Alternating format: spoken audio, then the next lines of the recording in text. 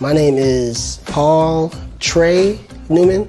I have cystic fibrosis. I have two rare mutations where I can't take modulators. What's up, my boy? What's up, babe? Hey, you ready to do this thing? Yes, sir. I am a social worker for homeless services, and I act part-time. I do plays, movies, skits, parodies. I like to play basketball when it's weather permitting. I also love playing basketball on Xbox as well. If I can get paid for it, that'd be great. But there are a lot of people who don't have full-time jobs, so they have that upper hand on me. I'm gonna give it to you. Okay, ready? Exercising, dealing with CF. As a kid, it was easier. My lung function was better, and I played basketball a lot more than I do now.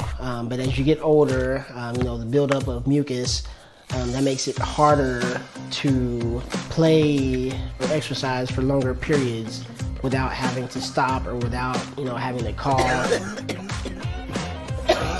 Or if I'm walking long distances, give me a break. I need to catch my breath for a second. And I'm only 28, so I'm used to it. But other people, not so much. Other than my lungs, CF affects my kidneys. I have to do nasal rinses. I also have CF-related diabetes, a vitamin D deficiency, as well as a multitude of infections. Because of infections, I tend to go into the hospital 3 to 4 times a year. When it comes to clinical trials, I have participated in a few targeting those who had complications with CF. I feel like a lot of people are like, well, why would you do that? Don't you feel like a lab rat? And I look at it as, well, what can go wrong or what has gone wrong with people who have participated before me? What has gone right with people that have participated before me? And I look at those very closely, and usually the pros outweigh the cons. I feel like it's building blocks to help the CF community. I think it's important to have clinical trials for genetic therapies because I feel like a lot of times people like me or those who can't take the modulators, I feel like we're like, oh well, we'll just keep doing what we do, what we have been doing. I feel like it gives us hope. It gives us something to look forward to in the future. In the perfect world, my hopes and my dreams would be a cure for cystic fibrosis. If there's no cure, I hope for those therapies and better medicine and less workload for CFers. That would be perfect.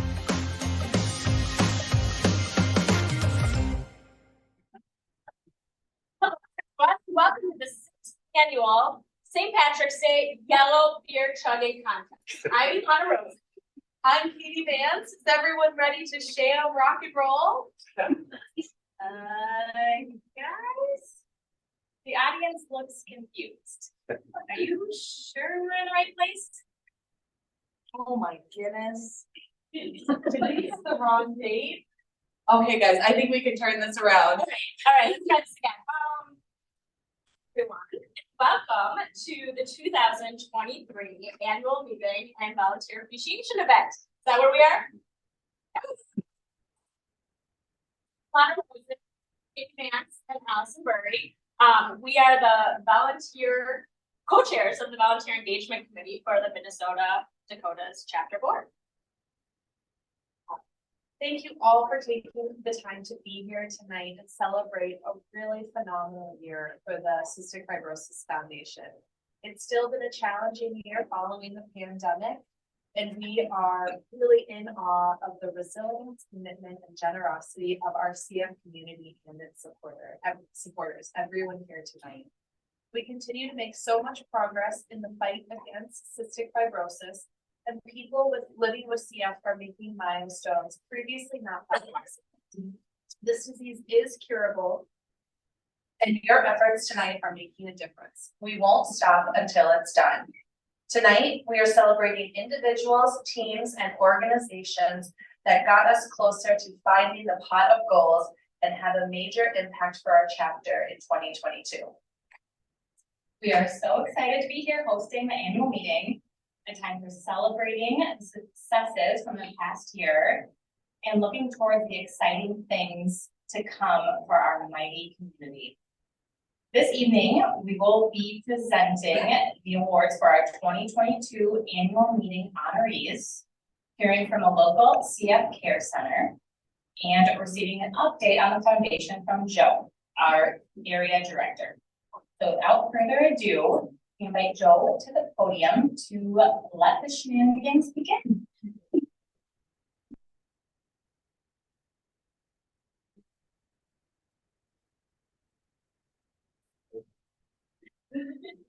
So we've actually been wearing those since Friday.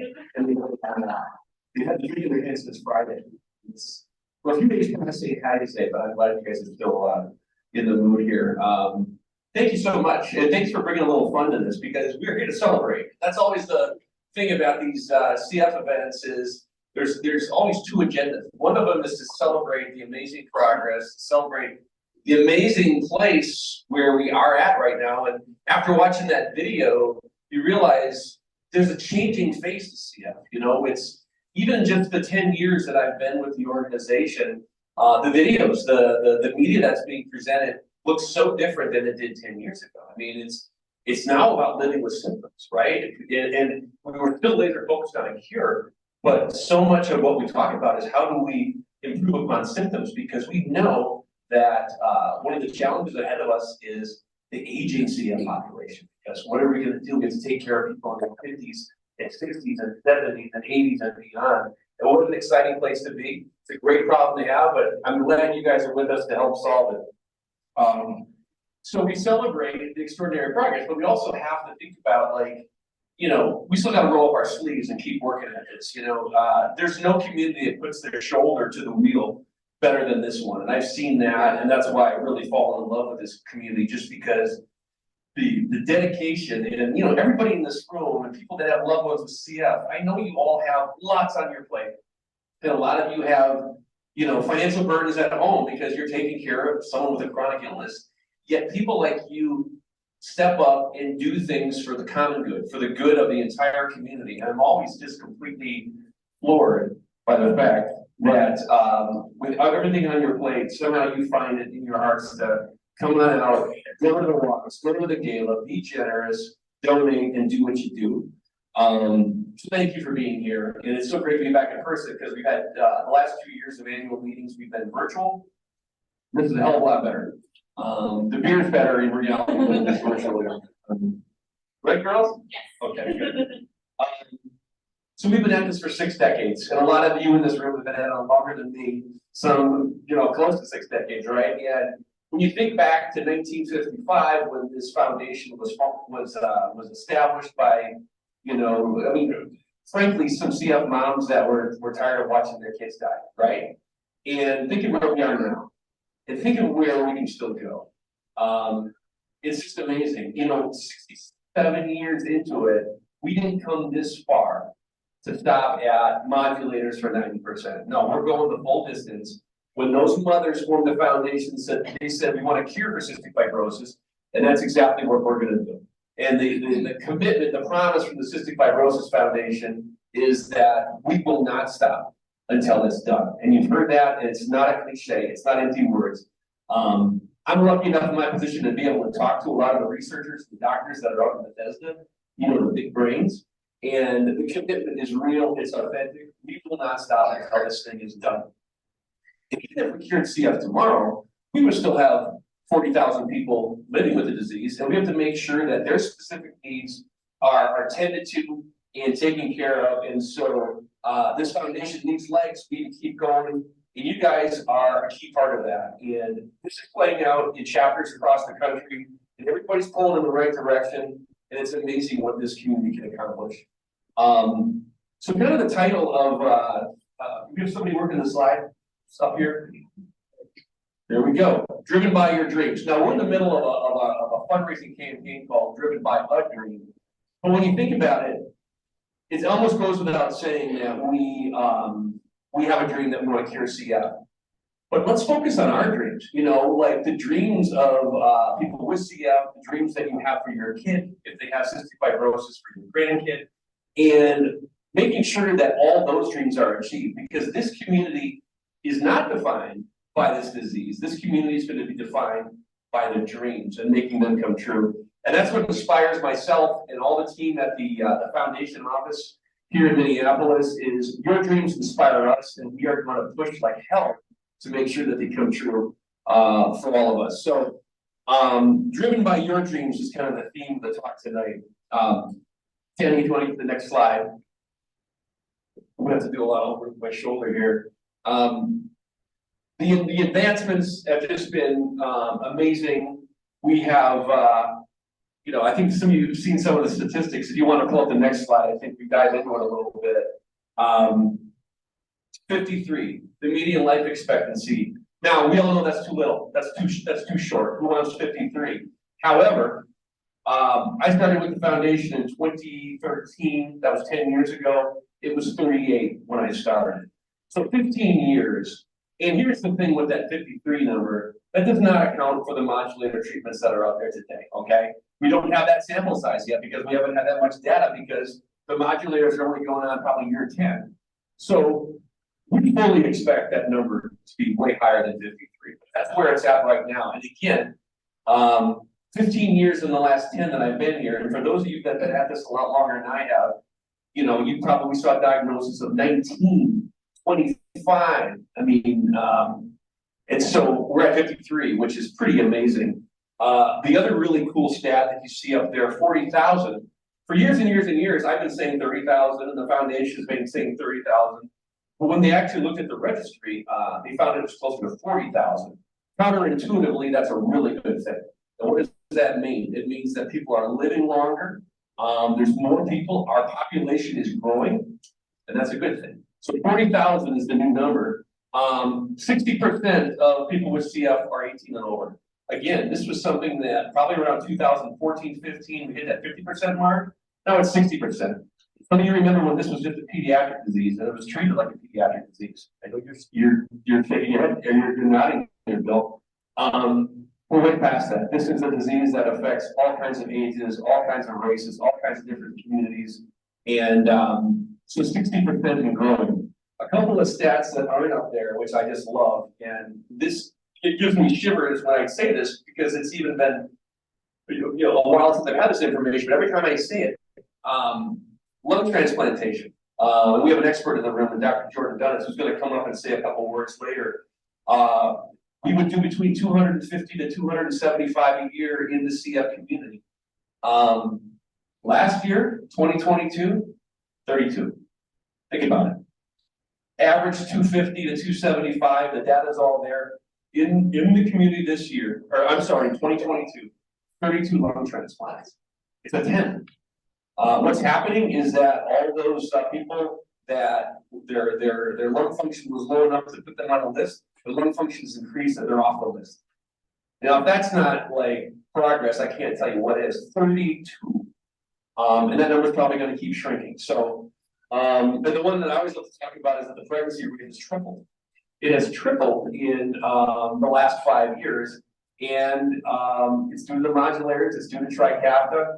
I think it shows a renewed sense of hope around people when they make that decision to have a child. They know that they have a reasonable chance to be around to watch that kid graduate from high school, go to college, have their own, get married, have their own family, have a career, maybe have their own grandkids. So kind of a game changer. And another thing that I know I've said this to a couple people, that I've had at least 3 or 4 people come up to me and say that I'm saving for my 401k now, because I never thought previously that I'd be around to get it.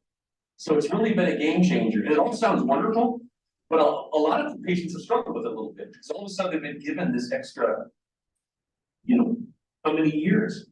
And again, a great problem to have, but aging with CF is going to be one of the critical focuses of the foundation and the work in the care realm. So just incredible numbers. If you go to the next slide, this is the pipeline that we love showing. If you can advance the next one. So this is where we're at. You can see what's over past phase 3 are the drugs that are hitting the market. There's over 12 therapies, 4 which address the cellular problem, the modulators. But there's another 40 that are still in the pipeline. And we're not done with modulators. You know, we know that there's modulators like Trikafta that don't necessarily work for the entire community. We know there's some people that are having trouble tolerating. We're studying to see if there are some issues on the mental health being on a drug that powerful. So the modulators, we're trying to get better ones and keep working. And what's really cool here in these therapies is that we are launching genetic therapies, some that are mRNA therapies. So again, another robust pipeline. And this really, at the end of the day, is your dollars at work for the people that give, to the foundation, the people that come to events and fundraise. That's your dollars at work. 40 therapies in the pipeline. Orphan diseases just don't have this. You know, this is unique to cystic fibrosis. So pretty incredible. And the other thing too is why we need to not only pursue other modulators, but pursue a genetic cure, something that is mutation agnostic, is because every single person has a unique story. No two cases of CF are the same. We're seeing lots of new mutations that, because our population is growing, we're finding things that we never have. And so the real crux of what we're trying to do is make sure that we find a mutation agnostic therapy, which really is our Path to the Cure program, which does not look at mutations, it looks at a one-time cure. And that's what we're investing $500 million in. Again, your dollars at work. Let's go to the next slide. So I commented a little bit about the genetic therapies, that we've got 6 that are in the pipeline, 3 that are mRNA. One of the really interesting pivots that the foundation is doing right now is that if you think about small molecule therapies like Trikafta, like Orkambi, like Kalydeco, which was the first modulator, those are drug therapies. Where the foundation is investing a lot of their money right now is not in drug therapy, but in genetic platforms. Totally different scenario, something that's a lot more costly, and frankly, there's a lot of competition in this market. We feel very strongly that the cure for CF is going to come through a genetic solution, and a lot of what we're doing is investing in these gene technologies. You've heard things like gene editing, which CRISPR is something that's kind of fascinating, gene therapies. We see the future as a genetic solution, and we're investing in it, and frankly, it's going to cost 10 times more than when we invested in things like Kalydeco and small molecule novel therapies just 10 years ago. There's a lot of venture capital money being thrown at genetic technology, and we're that little engine that could. And we've got to keep fighting and punching above our weight to make sure that there is a genetic cure for people with CF, this small community. So again, it's our commitment to innovation. We're investing, again, heavily in genetic technologies.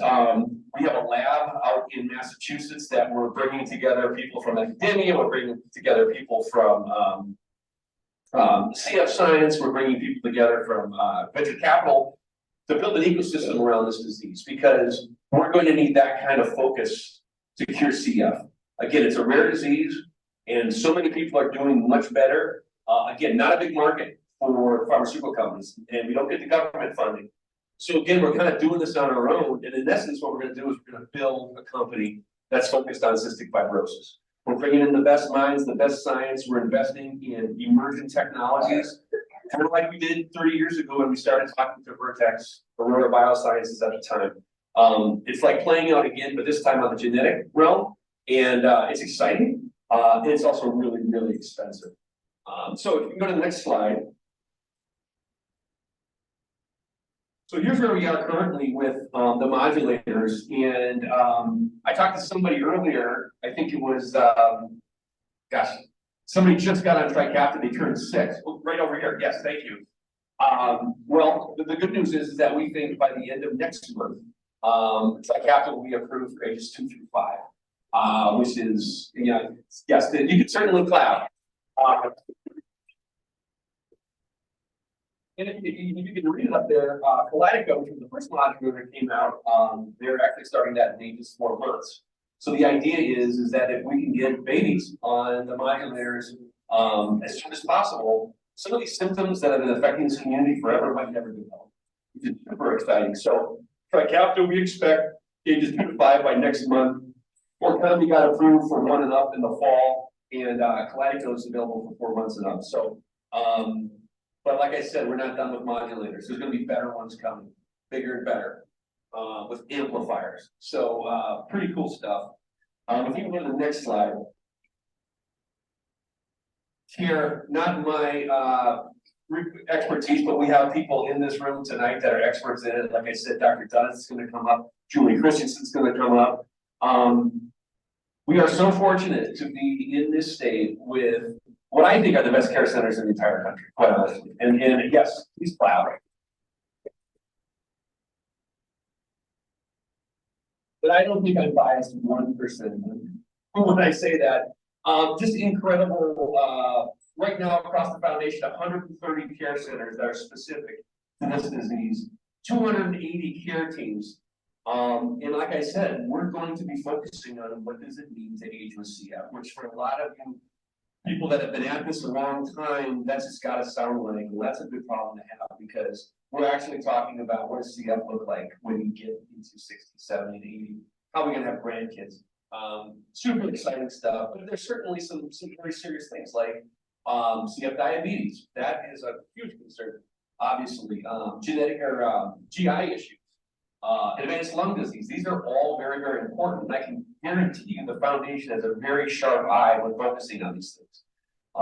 This is an organization that attacks this disease from every single angle, and they have played out every single scenario. And I'm telling you, I've been able to be in the room with these guys, and it's just blows me away at how thoughtful, how progressive, and really how brilliant they are.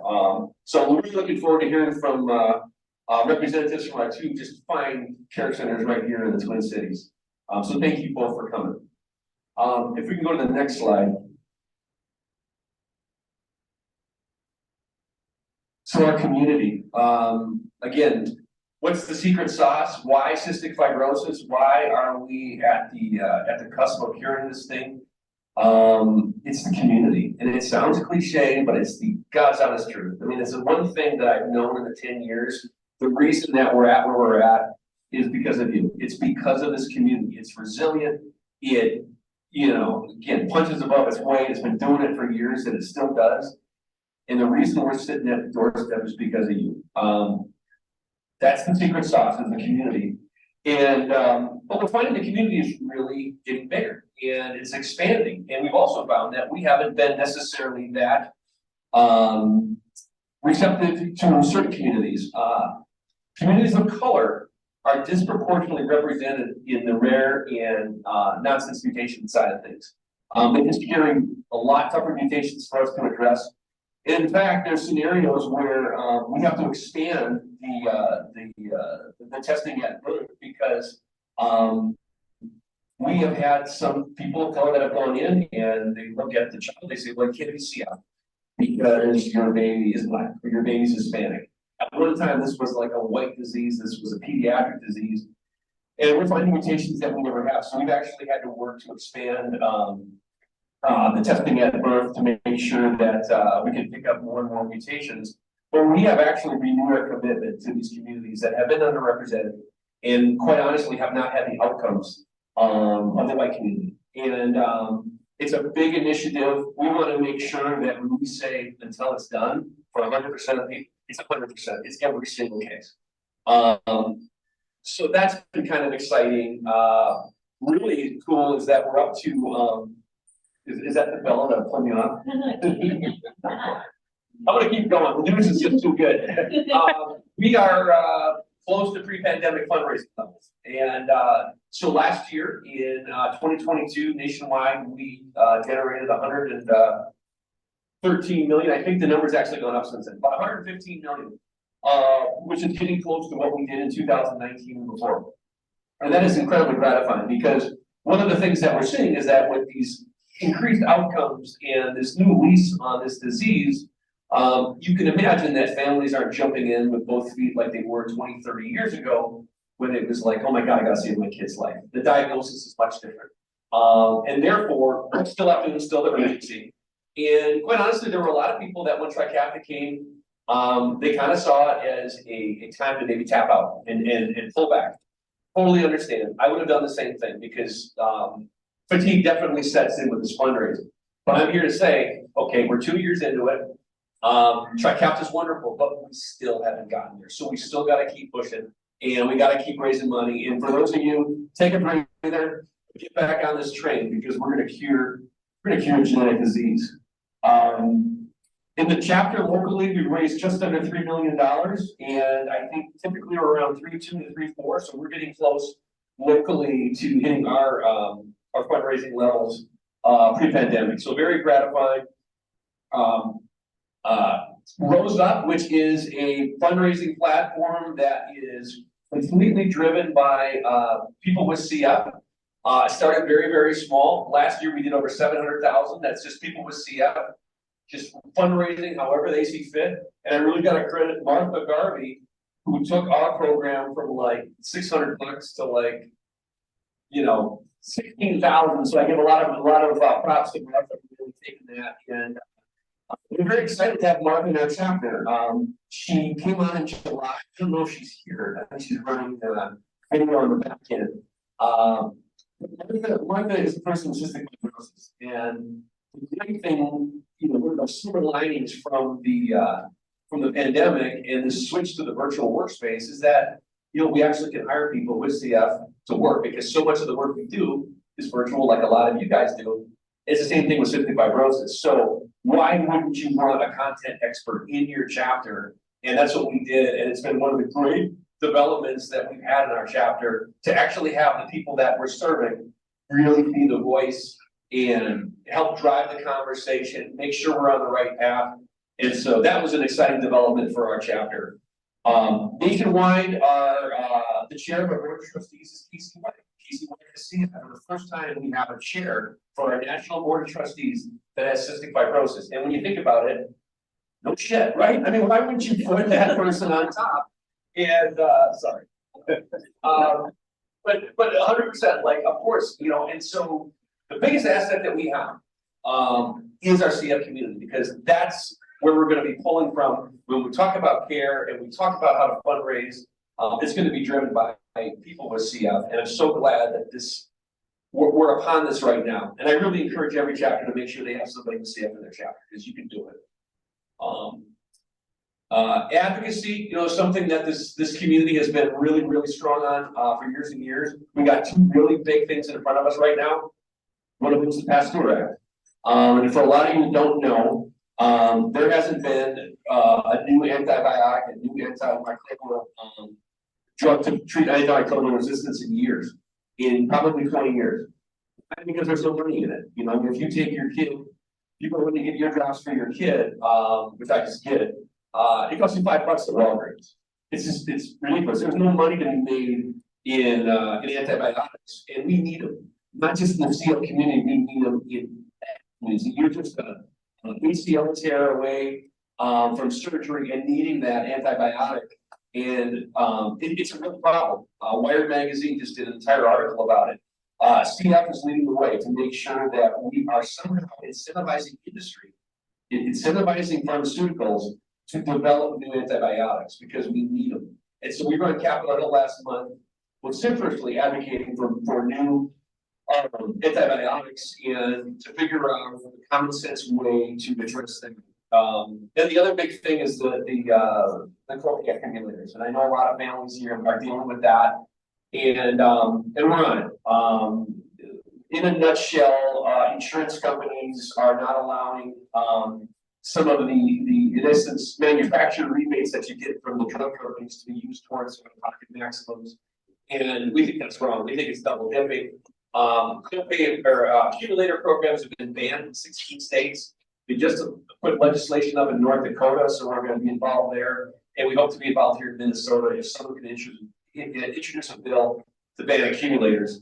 Again, CF is leading the charge on that. We have the policy team, we have the energy, and it's a really, really important thing facing this community, because what good are these modulators? What good are these breakthrough therapies if we can't afford them, if we don't have access? So again, it's the community that's driving it. It's always been the community. Next slide, please. I mentioned milestones. This is our big campaign we're on. We're trying to raise $200 million in and above what we raised through our events and through our annual fund program. Happy to say that we're at 120 million already, and I think we'll push well past 200. But what's kind of neat about milestones, if you think about people that are involved in milestones 1, which came around 2004, and milestones 2, which was about 10, 12 years ago, the funding that we came out of those programs with funded the modulators that we have. Well, I'm going to give $25,000, but I'm also going to include the Cystic Fibrosis Foundation in my will or my 401k beneficiary for $25,000. Voila, you're a $50,000 donor. So this is unique, and it's a blended campaign where we're taking donations, but we're also taking pledges. And anybody in this room can be a pledge giver. There's no commitment now, but it's just thinking about your will, your 401k, life insurance policy. We're getting people signed up for this, and ironically enough, and maybe it's not ironic, millennials are all over this right now. And so, which has really been kind of gratifying. And it's usually through their insurance policy or a 401k, but we've got 1,200 Legacy Society members, and they're really the ones that are gonna help maybe take us from here to bridge the gap to the cure, because this is money that's gonna come in the future. So it's exciting, and if anybody's interested at all in our plant giving program, please talk to me tonight. But we're excited about Milestones 3. We're gonna raise $200 million, and hopefully that'll lead to the next generation of therapies for people with CF. So I believe I'm at the end, and if not, I'm gonna cut it short here. Okay, we got Jordan coming up. Thanks again. Like this is like the cream of the crop in this room. You guys are the leaders in this room. And as I mentioned at the top, like, we're never gonna allow anybody to be defined by CF. We're gonna make sure they're defined by their dreams. And if we work together, we can fulfill all those for our loved ones that are battling this disease. So thanks for coming. Hopefully there's more beers to be had, and I just appreciate every one of you, and especially those honorees tonight, because we're gonna tip our hat to some very, very special people.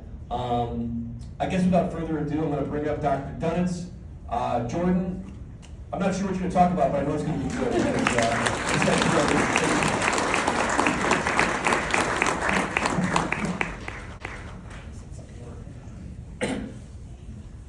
So Joe asked me to provide an update from the CF Center and this year's NACFC.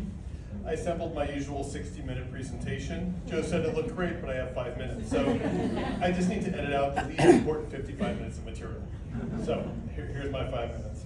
So first we'll start with a brief update from the Minnesota CF Center, our adult program, and our pediatric program. The past couple of years, Dr. Stan Goldfarb has joined us from Philadelphia as a new pediatric program director.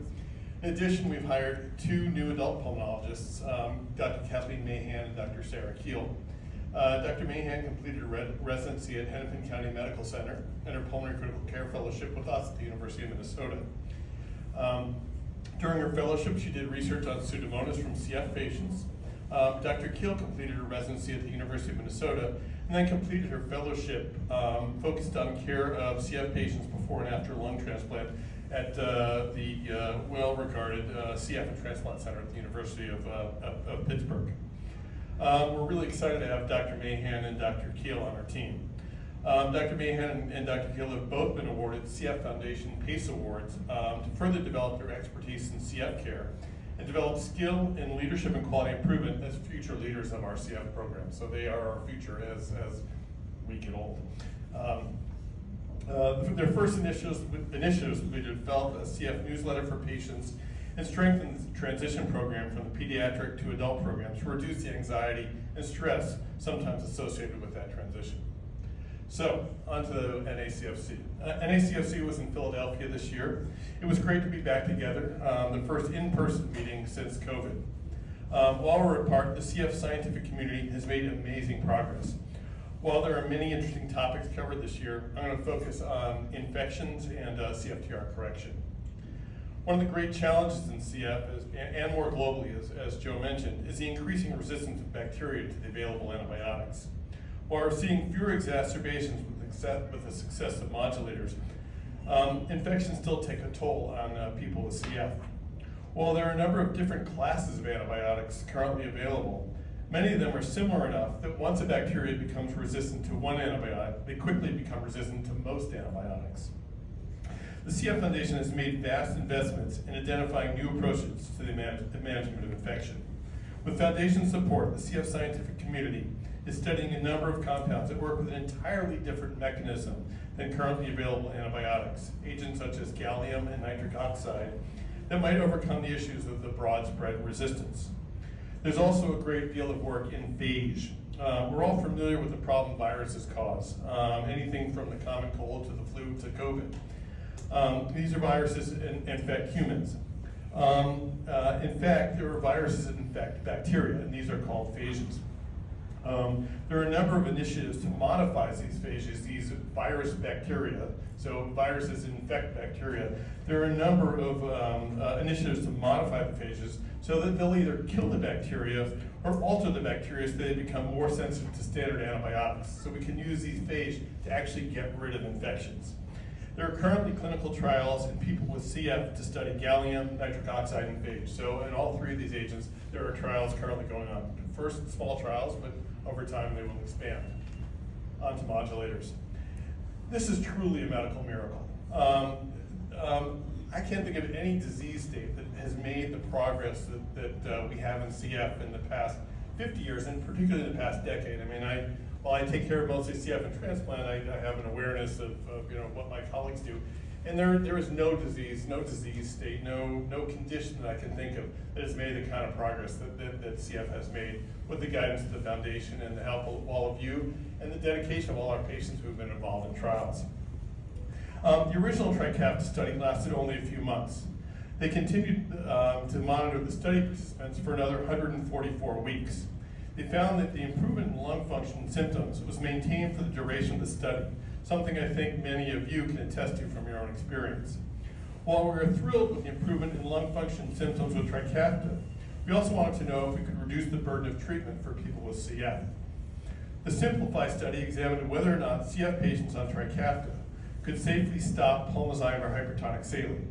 In a 6-week study, they found that most people with well-preserved lung function and FEV1 greater than 70%, they found that most of those people could stop either medication, either hypertonic saline or pulmozyme, with no increase in symptoms, no increase in exacerbations, and no decline in PFTs.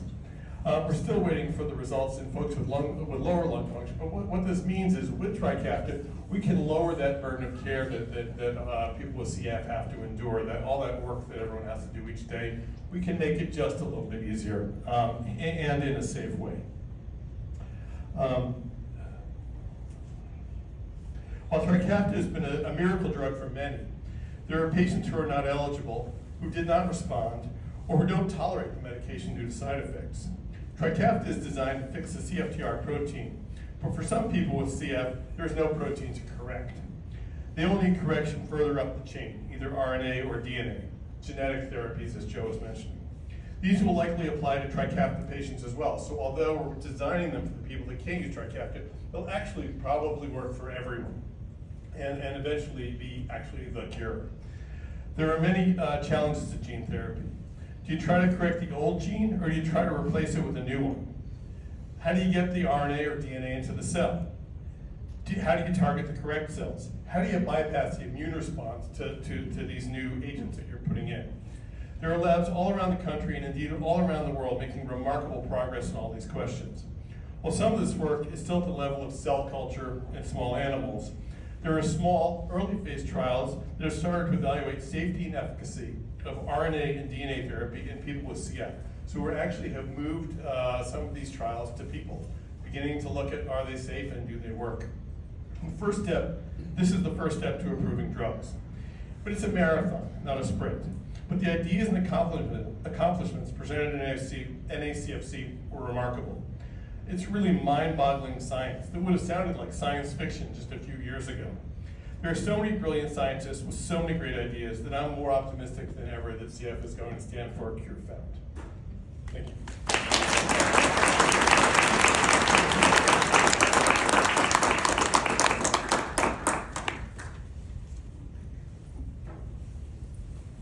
Hey, Dr. Dunn,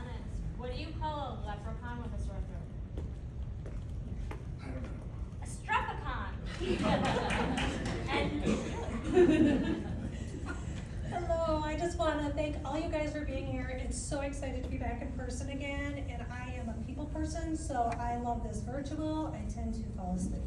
So first of all, I'm Julie Christensen. I'm from Children's Minnesota, and Dr. Brookmar, our director, could not be here, so what do? You send the PT, right?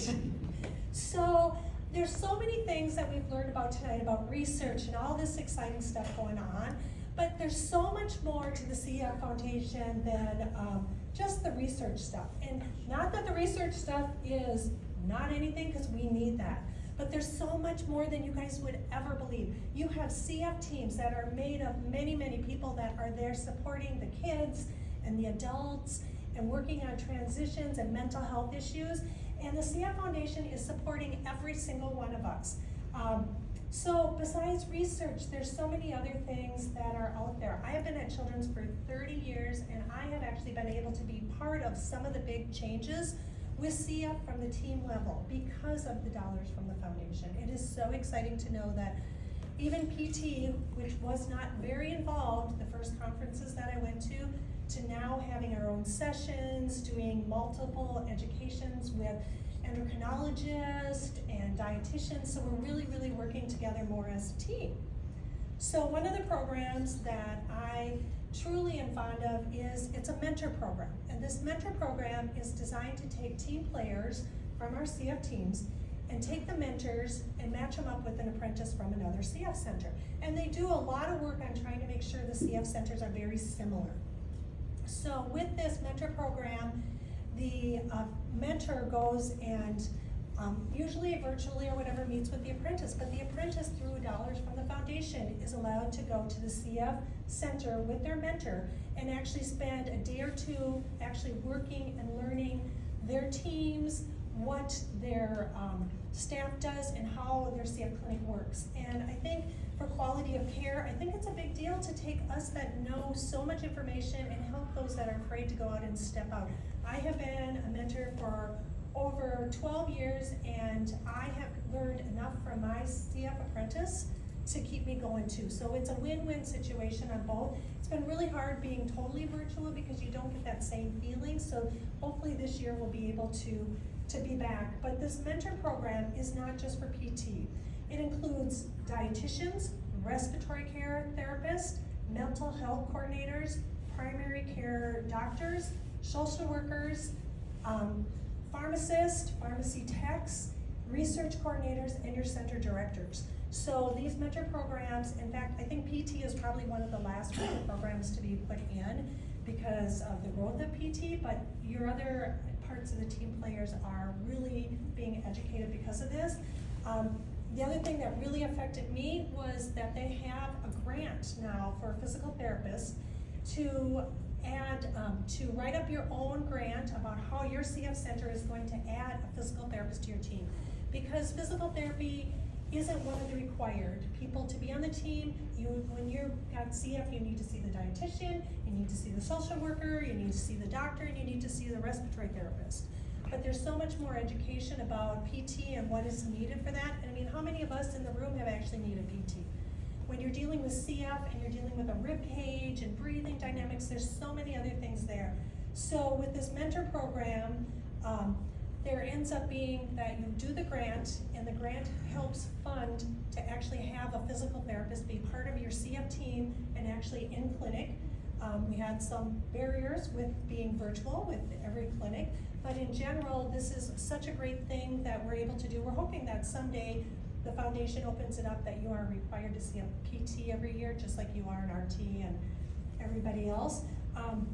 Within the last 8 years, we've had 55 centers go through the grant program. So that means there's 55 more clinics that have a PT available to their patients. And when you think about PT, you think about exercise, but it's much more than that. We deal with stress urinary incontinence with adolescent girls and women. We deal with ototoxicity. It's the newest thing that we're researching in PT. Some of the drugs that we can have, tobramycin, can affect some of the things in the ears, which cause balance problems. So it's really interesting to start looking at some other side effects of the treatments that we do have, and PT is huge in that area. We deal with posture, we deal with breathing dynamics, we deal with pain, we deal with bone density. And now we are dealing with overweight. That was the opposite. For many, many years, we had patients that were underweight, and how do we not burn too many calories and make sure they're eating? And now we're actually having patients become overweight because of they're not used to having this drug that actually makes their system function more normally. So it's so exciting to be part of this foundation. I get really energized at the walks. I do fit stops, which help educate on exercise in CF. But truly what it is CF needs the team. And we could not be a team if we didn't have the foundation supporting us too, because there's so many good things from that. So the foundation is the heart of our team with our families and all of you guys that provide the funds for us to do what we need to do to help keep these patients, kids, adults, healthy until we have the cure. So thank you very much.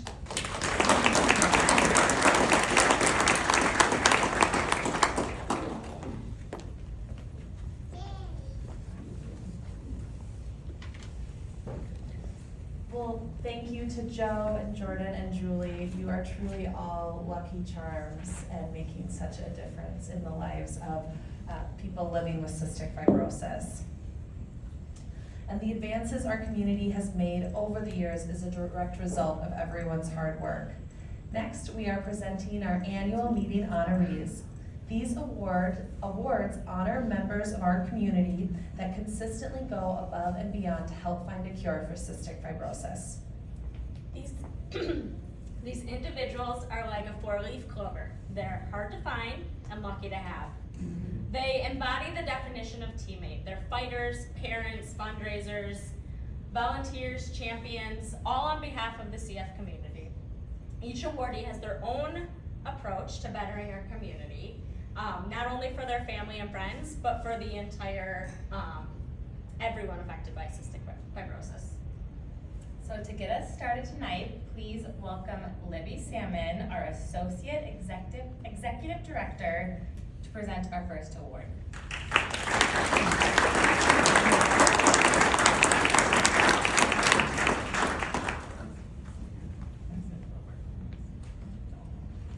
Hi, everybody.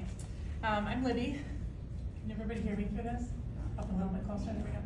I'm excited to be up here today to kick off the party portion of the evening as we dive into our volunteer awards for 2022. So our first two awards tonight are focused on our Great Strides program. Our Outstanding Great Strides Partner Award recognizes teams that go above and beyond to further fundraising and awareness. Each year we are in awe of the enormous impact from our Great Strides teams. These walks are truly the heart and soul of our work at the foundation.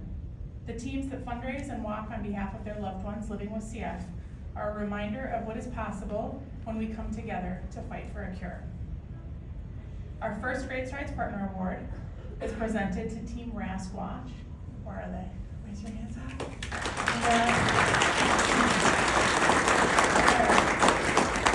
They're at our St. Paul Great Strides. Team Rasquatch began walking with us in 2005, right after Autumn was diagnosed with CF. They raised $7,000 in their very first year walking in just 3 short weeks before walk day. From there, their passion has taken off. Over the last 7 years, and counting, this team has worked tirelessly to raise nearly $200,000.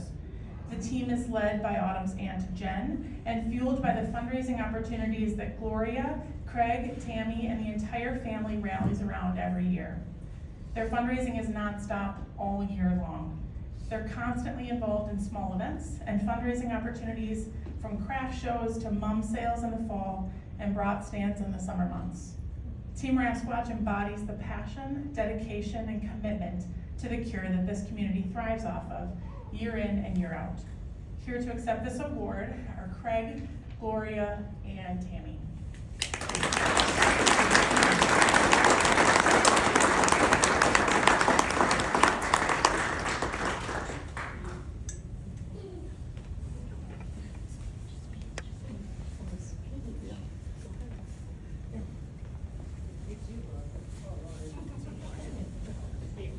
I didn't know I was going to speak, but I thank everyone that's here today to help help do what we do, raise funds for cystic fibrosis. Autumn wasn't diagnosed until she was 16 and was committed to retirement. So it's our concern that we find the cure, help find the cure for Autumn. She's a very brilliant young lady going to school at the University of Wisconsin-Madison towards her physics degree. Way beyond grandma, a little bit beyond grandpa. But we do what we can. We fight all year long to find things that we can do to raise money for Autumn and anybody else that has cystic fibrosis. We're very proud of being able to receive this, and we're working hard to increase our amount raised this year. We thank everybody for being a part of this.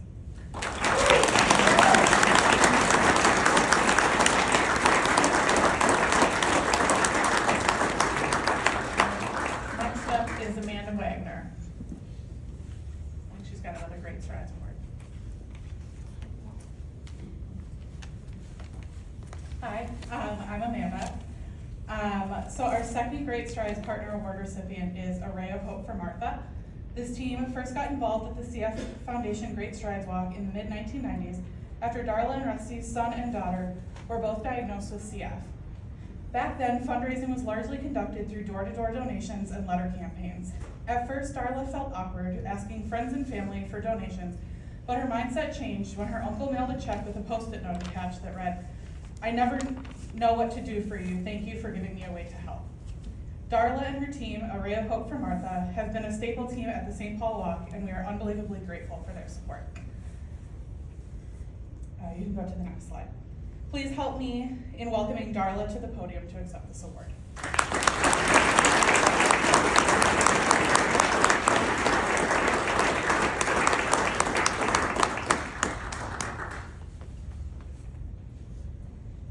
I didn't bring any notes, so buckle up. This could be a bumpy ride.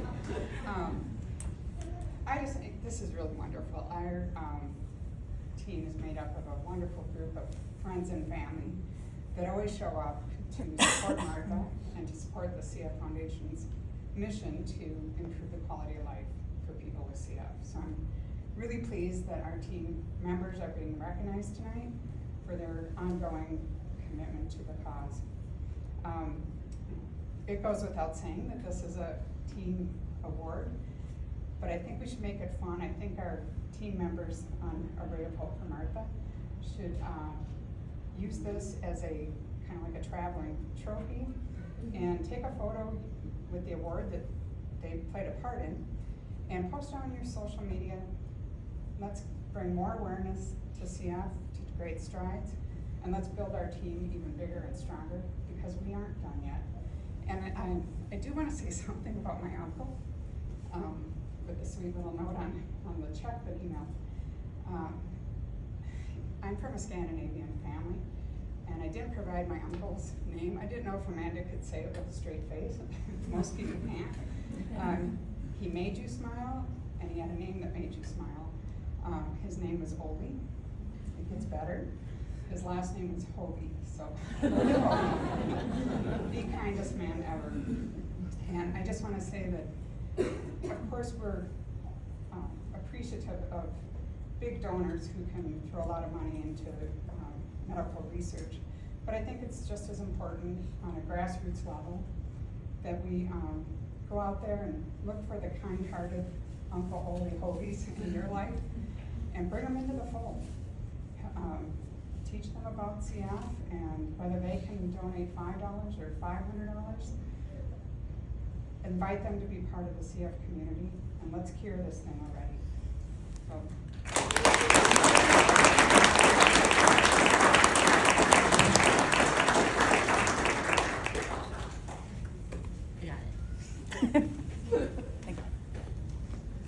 Hi, everybody. I'm Nora Henley. I work with the Twin Cities Finest program at the Cystic Fibrosis Foundation, as well as this year our Minneapolis Walk and our small St. Cloud Walk. I believe that's probably a good idea. Yeah, thank you. I believe this honoree is not here tonight, is that right? She's on spring break with her girls. She's on spring break, of course. Well, this award is recognized mostly for we have two young professional programs here at the foundation. One of them functions as a 40 under 40 of sorts. it's really synonymous with those programs that our business journals and our community highlight, because it recognizes really professionally motivated individuals who also just have a really philanthropic spirit. So this award tonight is called our Excellence with Integrity Award, because it recognizes somebody in this community who doesn't just put everything they have into their basket, but really uses their whole heart to reach out to their entire community beyond, with a lot of integrity and a lot of honesty, to raise as much as they can in a setting that they are not required to. Darcy Flynn is our award winner for tonight. She's not able to be here. She is on spring break. But Darcy comes with not a personal connection to the foundation, but this year for our Finest program, not only was she our top fundraiser and award winner, but she also made the national leaderboard, which is very hard to do. So in honor of her, she is getting this Excellence with Integrity Award, and we will miss her, but we will give her this award and pass it on. So a round of applause for Darcy.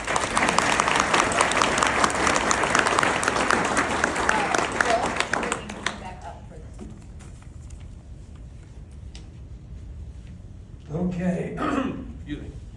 All right, big honor to bring up a big group here. The local community award is going to be presented to the Dave W. Bigham Memorial Foundation and the North American Pond Hockey Championship Committee.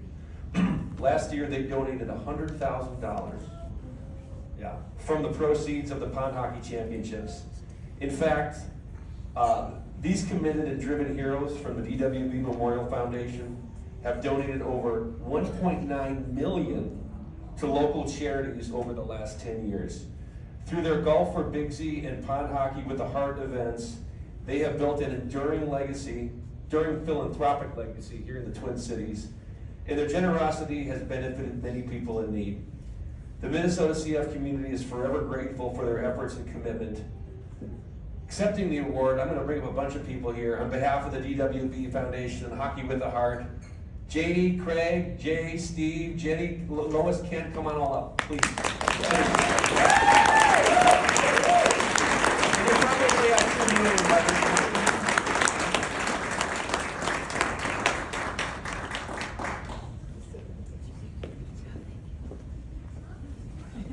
Who's talking here? We've got a lot to think from. I wasn't expecting to talk. Well, we just have a fantastic group of community members that came together. Again, it's about community, that came out to raise money for a fallen friend, Dave Bingham, and his family, and we just turned it into a lot bigger event. And as Joe said, we just finished our 10th year. The Norby family, who has been very involved in CF, this is their son Max. The board of directors decided that we were going to do it for the Norby family. And the Norby family came and said, no, we don't want it done for the Norby family. We want it done for the CF Foundation, for everything the CF Foundation has done for their son and grandson, Max. So it's a special honor. Thank you for the honor of recognizing us, but it's more of an honor to do it for CF, and we're so happy we could be a part of it. Thank you. Thank you.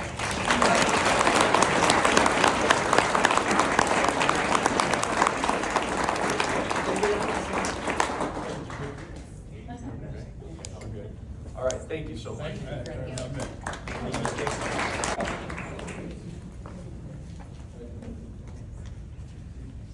Okay, I'm back. All right, our next award is our Rookie of the Year award.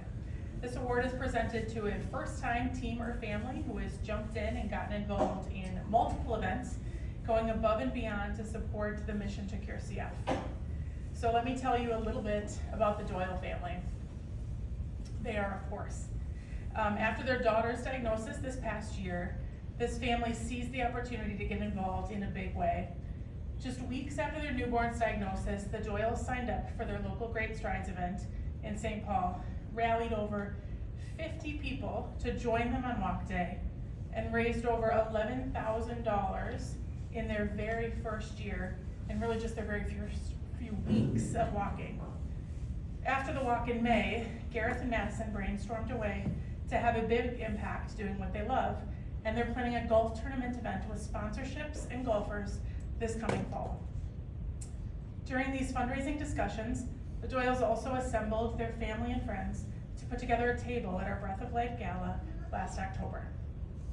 I've had the privilege of working with Gareth excuse me, over these last few months, and he's full of the passion and determination needed to cure this disease. We are so grateful for all that you do. Here to accept the Rookie of the Year award are Gareth and Madison Doyle.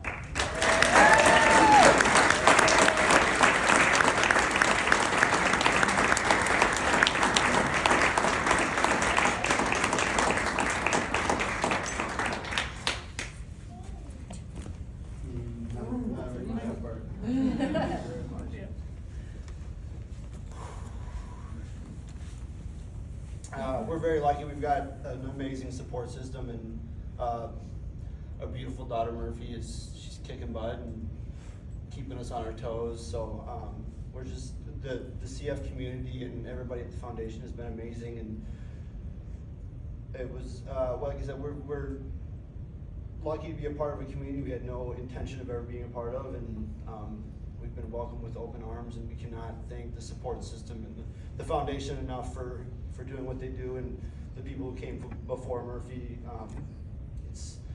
We're lucky to be where we're at, and we've got a great support system, so thank you everyone for lifting us up when we did not know what was coming. So it's been a great year, and she's keeping us active. So. But thank you very much. I appreciate it. Our next award is the CF Star Award.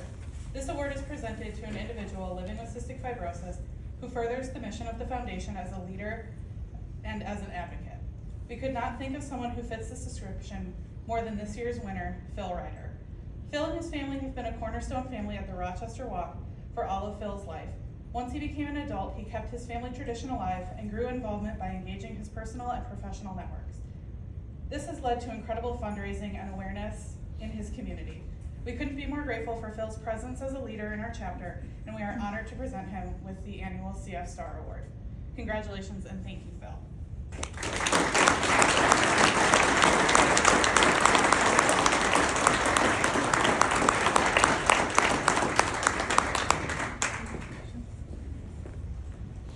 They didn't tell us we had to talk, so I guess it feels kind of weird to get an award when really I haven't been 40 years of getting all the benefits of all the hard work the community's done. So thank you to all of you guys for that.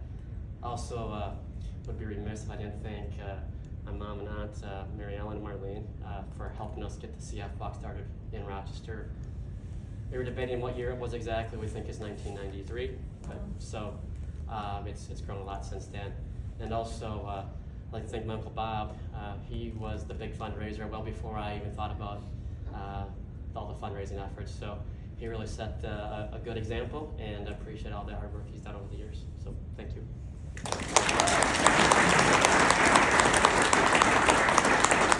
This is the Hero of Hope Award. This is an award that goes to somebody without a direct connection to cystic fibrosis.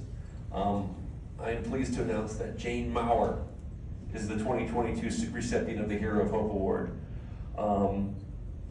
Jane has been also a terrific Rookie of the Year. She stepped up in a big way, made a major gift to the foundation this year, $10,000, wrote a check, just because she cares. No direct connection. She has a friend of hers, she found out has a daughter with CF, and she was so moved that she stepped up. And beyond that, she's really gotten her employees involved at Butler Square. We happen to have our office at Butler Square, and several of the employees are here tonight. Many came to the gala, and we're very generous. And I can't thank you enough for bringing this community in with us. Jane's not one to sit on the sidelines at all. She was also a very big part in our renovation of our offices. Back in 2019, right before the pandemic, we did about a $400,000 renovation of our office, and about $375,000 of that was donated through all kinds of generous donors. And we have a state-of-the-art spot in a state-of-the-art building, and it really is the crown jewel of offices across the entire foundation. I've had people from our national office tell us that. So We're lucky to have community players like Jane Maurer in our midst. We're lucky to have a terrific building like Butler Square downtown Minneapolis. And I'd like to bring up Jane and anybody else who wants to be up here. Thank you so much for your generosity, and here's the Hero of Hope Award.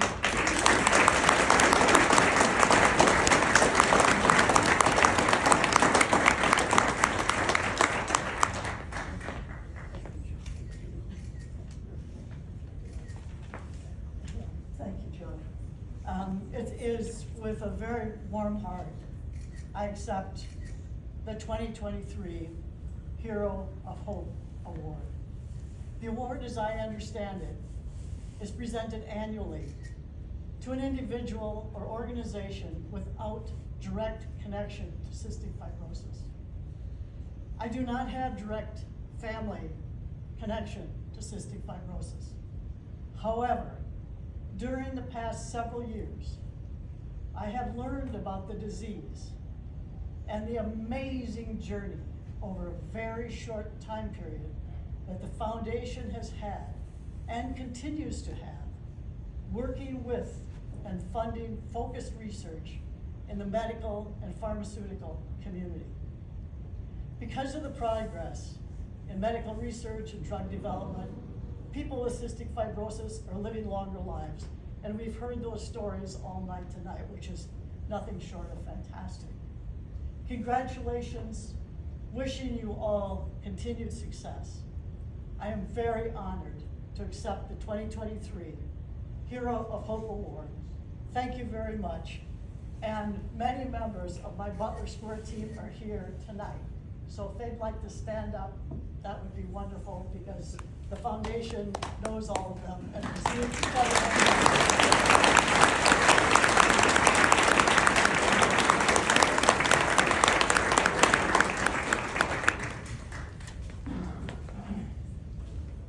Nora. Yeah. One more. Thank you. This next award is our last award, so thank you all so much for bearing with us.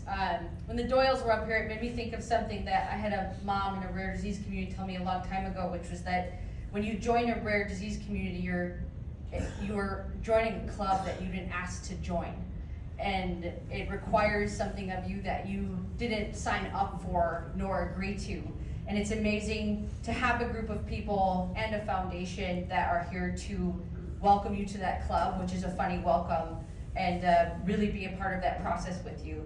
And this last award is called our Corporate Champion Award, which that might sound a little funny for what I'm talking about, but this is a corporate champion who champions a small community of ours in Minnesota, which is the community around our St. Cloud walk. It's smaller compared to our Twin Cities walks, but it's a lot more isolated when you have families that live an hour plus away from you versus 10 minutes away from you. So this award is going to the Benton Telecommunications Foundation.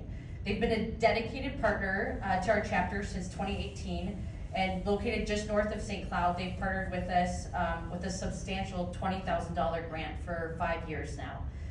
One of our amazing volunteers and also a mother to a teenager with CF, Tracy Pop, saw the importance for her workplace to get involved after her daughter was diagnosed with CF as a teenager. Without them, to be honest, our St. Cloud Walk might not be present today. So not only is Benton responsible for keeping that community connected, but they're keeping that community on a path to a cure. So in recognition of Benton, I'm gonna ask Doug, who is a contractor with Benton, who met with Joe and I earlier this year to make sure that we still qualify for that grant. We'd like to thank you and give you the Corporate Champion Award. So.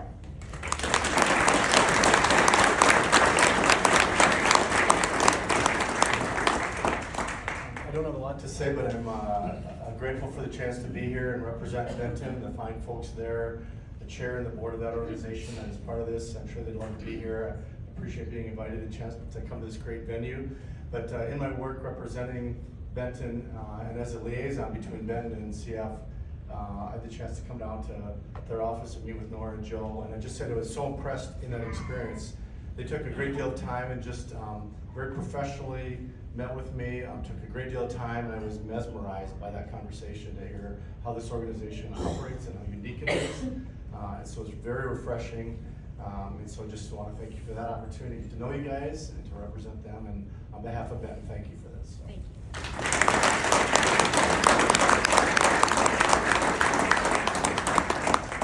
Let's have one more round of applause for all these amazing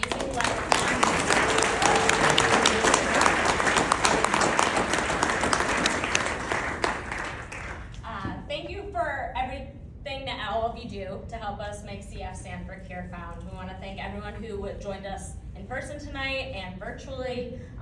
You are all going to help us get through that finish line.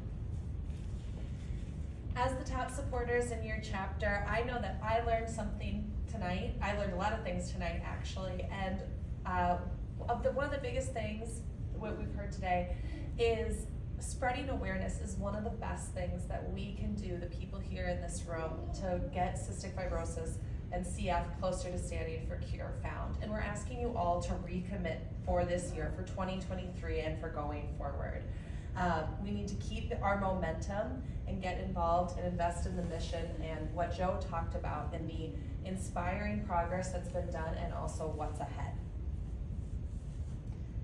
There are a lot of opportunities to join and get involved. You can join hundreds of thousands of people nationwide and participate in Great Strides. Locally, there are 8 different walks throughout May and June around Minnesota and the Dakotas, so there are many opportunities and locations to choose from. You can golf in the Clipper Gym Golf Invitational, attend Corks and Kegs, or the Breath of Life Gala, nominate a finest honoree, make a legacy donation, or join our Tomorrow's Leaders or Grampians program. There are so many ways to get involved. Please feel free to reach out to any one of us. I am the chair of Twin Cities Finest. It's an incredible organization honoring people who excel in their professional life and philanthropically. It's a great way to raise money, spread awareness, and really feel, for me, such a significant sense of purpose. And also to talk to Libby, talk to Amanda, talk to Nora, who's still somewhere around here, talk to Channing, talk to Kim for more information on any of these programs. And the last thing, outside of thank you, hey Alana, why did the leprechaun go outside? To play pond hockey? To go to his patio. Well, that concludes for the evening, so we wish you a pot of gold and a lucky year.